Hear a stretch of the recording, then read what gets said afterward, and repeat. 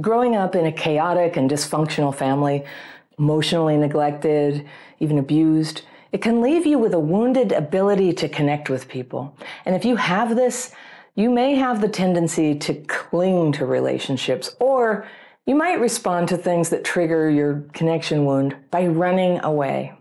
This is avoidance. And if you've ever fled from a partner or a friend or family member who cared about you, you know how painful this is and how intense the need can be to get away from them in the moment, and then how terrible it feels later.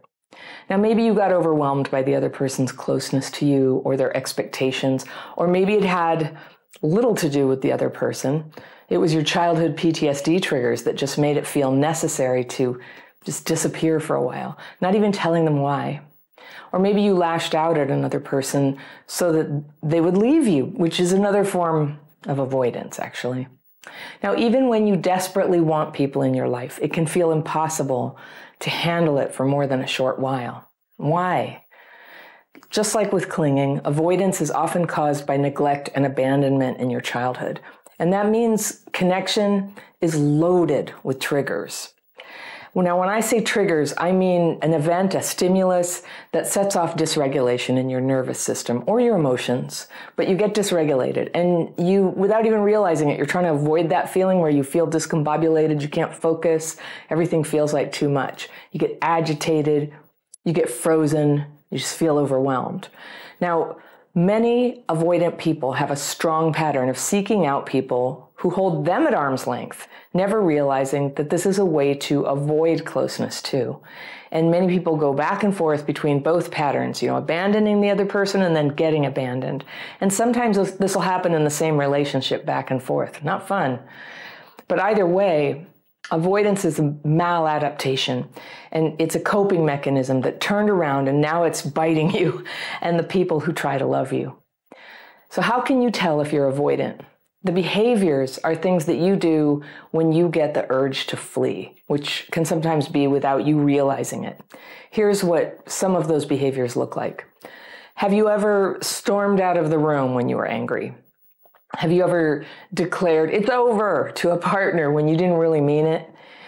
Have you walked out of a job abruptly because you were angry or stressed?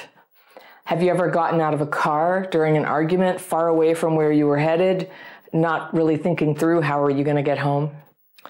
Have you ever failed to show up without communication at an important event? Have you ever ghosted someone? That's cutting off contact without telling them anything, no explanation.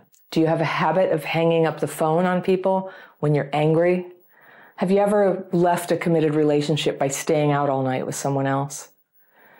Do you have a pattern of refusing to speak with someone who hoped to resolve a conflict with you, but you refused? Do you cope with unhappy times in your life by fantasizing about an impossible romance or a wildly successful future? These are all signs of avoidance, and if they're a habit, they ruin relationships, and they can even be a form of emotional abuse. So with some awareness and structure, you can calm your triggers, and then you can learn to proceed slowly in relationships so that you can have the breathing space you need without ruining everything, to get to know somebody, to grow closer.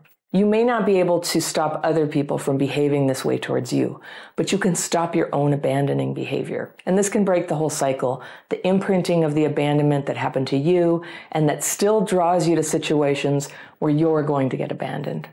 Now, when my CPTSD symptoms used to control my life, I was one of those people who clung to relationships, and then, trying to cope with that feeling of helplessness, I'd end the relationship impulsively or drive the other person to do it with hurtful behavior. I wasn't doing it on purpose at all. When I was dysregulated and I felt rejected, it would feel obvious and necessary that I needed to get out of there right away. And it was like gasping for air in a tiny room, I need to get out. So as soon as I'd walk away, disconnected from my feelings, I'd get outside and I would just feel like, relief. And the need to go would pass really quickly, but I'd have already said hurtful things. And then back then I was only ever in relationships that, in my heart of hearts, I did want to get out of, but I didn't have the nerve to leave properly. So sometimes the drama was what I needed to get out the door, but it was an unhealthy pattern that always hurt people, including me. And if you're going to have close relationships, hurtful behaviors have to stop. For me, fleeing dramatically went on the never do this list. And I think a lot of people with CPTSD know that feeling, even when they're the clinging types like I was, because sometimes clinging balances itself out when you run away for a while.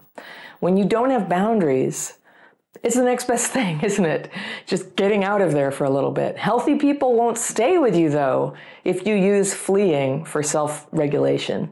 And the only people who will tolerate that are usually other traumatized people who don't have much healing either. So that's one reason why our lives are so populated with each other, with traumatized people. Not only do traumatized people understand us, but even when they're sick of the problems, their abandonment wounds are strong enough to keep them from leaving us. So sometimes leaving really is the best thing to do. And if there's abuse, it is always the right thing to do. It's imperative to leave with support. Now, if you've been living with CPTSD a long time, there are probably going to be a few characters who don't belong in your life anymore. Ending relationships is best done soberly and consciously, not when you're frantic with dysregulated trauma and yelling and trauma thinking about, it's all over. If it needs to be done, it can be done tomorrow. But a lot of avoidant behavior isn't about big dramas. It's subtle, and a lot of us do it. And this is where we get into what I call covert avoidance, where you look like you have a connected life, but in reality, you're holding everyone at arm's length. You might even be married and have a family and have an enormous number of friends and people come over. But if you're a covert avoider, you will look okay on the outside, being cheerful, appropriate, functioning well enough. Hey, everybody! But you're never really close to anyone. You don't make commitments. You RSVP yes to parties, but you don't go. And when you do go to parties, you find an excuse to get out of each conversation or go home early. Or you look at your phone while your loved one tells you about their day. Covert avoidance is a way of avoiding the situations that might trigger you. Things like rejection, criticism, abandonment. Those are things that can make a person with CPTSD feel destroyed. But if you go through life protecting yourself and you don't have the chance to heal and develop new strengths, this destroys you too. It hollows you out. It robs you of the experience of real love and purpose and the connection to other people you need. If your life feels empty and lonely, despite the fact that you do all the things that are supposed to fill up a life, you might be a covert avoider. Now, one big sign of covert avoidance is when you're too busy or too tired all the time to do normal things that a person in your position would do. Cleaning your house, cooking food, getting up when the alarm clock goes off, and brushing and flossing your teeth. Flossing, that's high level, right? When you're avoiding this level of functioning, it's an inward directed kind of avoidance. But then there are outward behaviors like being late to things. And it's normal to be late occasionally, but if you're known for being late or you're late by about the same number of minutes every time, it's avoidance. Now here are some more characteristics of covert avoidance. See what you've got. You're often surrounded by people, but you find that you hold yourself a little bit apart. You're good at appearing and sounding like you're enthusiastic about time with others, but a lot of the time you secretly just don't look forward to it. Your partner or friends complain that you're far away, you're disinterested, you're not present, you're uncommitted, even though you do and say all the right things to convince them otherwise. You lie about reasons you decline social invitations, say that somebody's sick or, you have to work late. When you go to social gatherings, you look for ways to keep conversations short. You often cancel appointments at the last minute. In groups where everyone is supposed to contribute something like a fundraiser or a potluck dinner, you tend to contribute less than other people or nothing. You have broken off relationships for the sole reason that you felt like they were getting too close. You tend to go for partners who aren't available. That's avoidance. When people do something nice for you, it makes you anxious that they'll expect something back that you can't give, that you would hate having to be obliged around. Before you go outside, you look around to make sure you won't see your neighbors. And then don't go outside till they're gone. When you tell people why you can't come or didn't come to an event where you were invited, you tend to exaggerate the problems. Like you were sick, but you make it a much bigger deal, or you're always talking about how the traffic was so bad. You don't like disappointing people, but eventually you always disappoint people. Does that happen to you?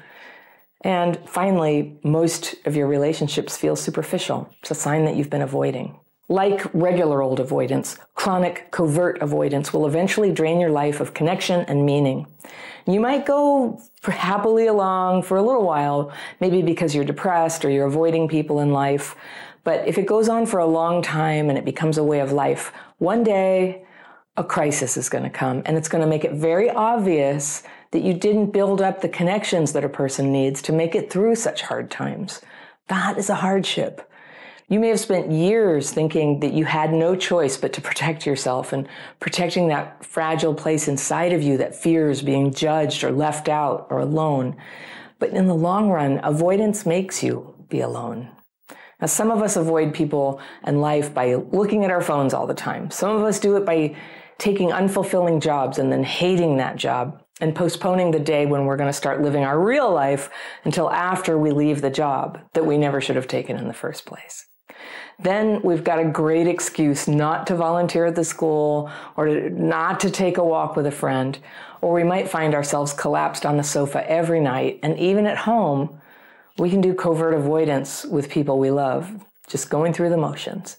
Or we stay with people we never loved, just buying some time for that day when we can emotionally handle making the change and leaving. You can do avoidance through food or drugs or video games or anything that numbs you out, telling yourself that as soon as you can stop, you'll get out of there, you'll change, it'll start tomorrow.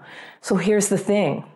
Once you have a way to calm your triggers and handle stress when it comes, because stress always comes, your trauma wounds can no longer cut you off from your own life.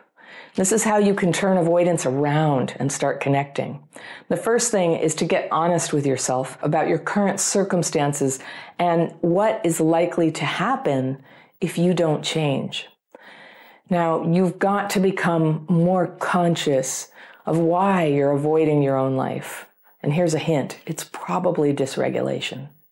In your mind, it usually feels like there's an external reason for why you have to avoid people. You find excuses not to show up on time, not to actually show up for the plans you made, not to answer the phone call or have the vulnerable conversation. But really, you're just trying to stave off dysregulation because it's hard. So remind yourself that your dysregulation is neurological. It's happening in your brain. It's in your body. It's probably distorting your perception of how difficult or easy it would be to genuinely connect with people. You might be rusty at connection, but when you practice re-regulating, dealing with people gets easier. And then you don't have to avoid dysregulation triggers by avoiding people. You can calm your triggers and feel okay around people. That and setting boundaries, that's what you need. Now, if you're confident in your ability to get out of situations that you're worried will be too much, and we do that with boundaries, then that confidence allows you to go ahead and go to the party, to give it a try. A little at a time is how you can learn to make your world a little bigger, to start developing that inner equilibrium that you need. Now, to start cultivating that, the best tool I've ever found is the daily practice techniques. I talk about them often. You can do them too. I have a very short, free course. There's a link to that where I teach you how to do it down in the description section below this video. If you want to jump right in and learn how to start getting re-regulated right away, you can start with my free PDF for that, which you can download right over here. And I will see you very soon.